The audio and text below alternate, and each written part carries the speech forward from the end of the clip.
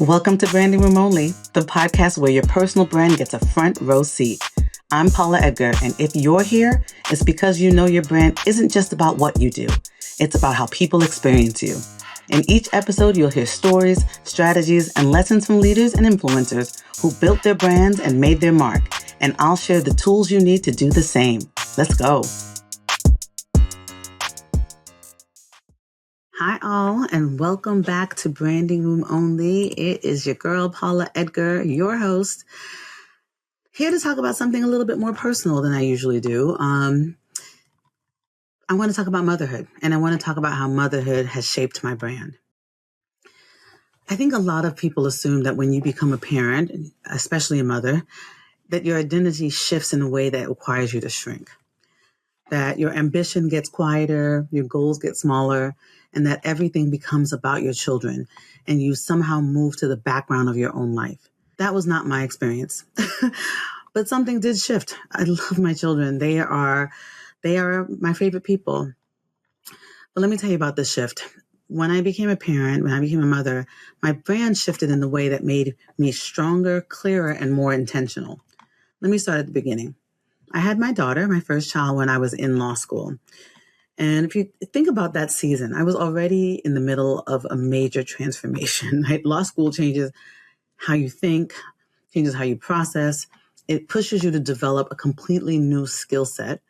And at the exact same time, I was becoming a mother, which also changes how you think, how you process, and helps you to develop an entirely new skill set. And my brain was shifting in so many ways at that time. I was learning to think like a lawyer, and I was learning how to care for, lead, and be responsible for another human being at the same time. And even with that responsibility, I was still figuring things out. Like I'm still figuring things out today. But before I became a mother, if I'm being honest, my brand was not focused. I was fun. I was enjoying life. I was moving through opportunities without, thinking about a long-term tether or a long-term vision. Before I move on, let me be clear. I'm still fun. That part didn't go anywhere. But now there's more direction behind it. There's more intention behind it. Motherhood forced me to think differently, not just about myself, but about who was and still is watching me. Because now I'm not thinking about just, what I want for my life, but I was thinking about what I was modeling for them.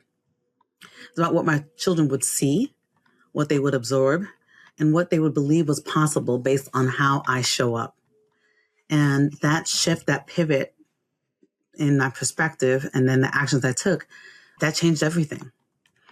After becoming a mother, my brand became driven, goal-oriented, ambitious. Well, let me just stop for a minute, because I've always been driven, but I never really had that intention aligned with the drivenness and the ambition. Let me go back to what I was. I also became accountable, right? I think I say that word every day, and determined. And let us not forget, still fun. But now there was a purpose attached to all of the things. There was a dual vision. And I want to pause there because this is important. There is a narrative that was shared with me that I hear a lot, that once you become a mother, everything becomes about your children. And I remember a woman who was a parent, when I was talking about wanting to have kids, she said, you remember, when you have children, it should be you and your spouse, if you have one, against them. And I was like, what? That has been some of the strongest advice I've ever received, meaning that I prioritize myself individually and then my husband and my union together in alignment with how I prioritize my children. But they're going to leave at some point, right?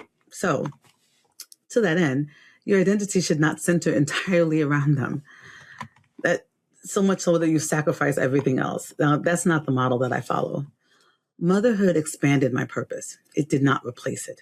I am a mother, period, hard stop. And I'm also a business owner, a speaker, a leader, and a whole person. And one of the greatest lessons that my mother taught me, which I strive to model for my children to this day, every day, is that you don't have to disappear inside of your motherhood. You evolve, you stretch, you carry more. Boy, do you carry more. But you do not shrink. I tell my children all the time, it is important for me to have a business. It is important for me to travel. It is important for me to do work that excites and engages me, not instead of being their mother, alongside being their mother. Because what I want them to see is what it looks like to live life fully. Let me be real with you about something that actually forced this shift even further. When my son was an infant, he was diagnosed with neuroblastoma, which is a deadly childhood cancer. And during that time, I was also in a work environment that was not as supportive as I needed it to be. Understatement. Anyway, it was not aligned with what I needed mentally or emotionally. And when you're navigating something like that as a parent, your tolerance changes. Right here, I have a sick child, and then I'm going into a space and interacting with and around people that are not necessarily supportive of me and my trajectory. It made me perspective shift. I wouldn't even say shift, it changed. What you are not willing to put up with, it changes too. That experience forced me to set my boundaries in a way that I had really never done strategically before. I was no longer willing to stay in spaces that did not support me, and I was definitely no longer willing to accept environments that did not align with the life I needed to live and the example that I needed to set for my children. That was a defining moment in my brand and as a mother and as a whole entire human being. Because from that point forward, I got clear about who I am, clear about what I want, and clear about what I will and will not accept. And that clarity shows up in everything. It shows up in the work I take on, the rooms I walk into, the way that I lead, the way that I speak, the way that I encourage other people to step into their own truth as well. I mean, it's literally what I do for a living now. And I think that shift has to do with motherhood. Because now everything I do as a mother and an entrepreneur is rooted in this question. What kind of world am I helping to create for my children? What am I modeling for them? What am I showing them is possible? Truthfully, motherhood made me more accountable to my own potential, not less. Right? And I think that's the part we don't talk about enough. Motherhood did not make me less ambitious. I am ambitious with a capital A. It made me more intentional about my ambition. It didn't make me smaller. It made me sharper. So if there's one thing I want you to take from this episode, it is this. Do not let any role in your life become the reason that you shrink. Let it be the reason that you get clearer. Let it be the reason that you get more intentional. Like I say intention in pretty much every podcast episode. Let it be the reason that you stand more firmly in who you are and your authenticity in all of the different roles that you have. Because the people who are watching you, whether they're your children, your colleagues, your community, they are learning from how you show up. Make sure you are showing them something worth building on. You know, we just did a whole series on confidence. And I do think another shift is that being a mother made me more confident because I knew that I had to align what I was doing with who I was doing it for in addition to myself. And so if you see me striding into a room, know that I'm striding into the room with the acknowledgement that my kids and also my peeps are watching me. All right, y'all. This has been Paula signing off. Thank you for being here as always. And as always, a reminder to you, stand by your brand. Stand by your brand. See you next time. Bye. That's it for this episode. I appreciate you hanging out with me on Branding Room Only. Now, please do me a quick favor. Head over to ratethispodcast.com/branding so more people can join this conversation.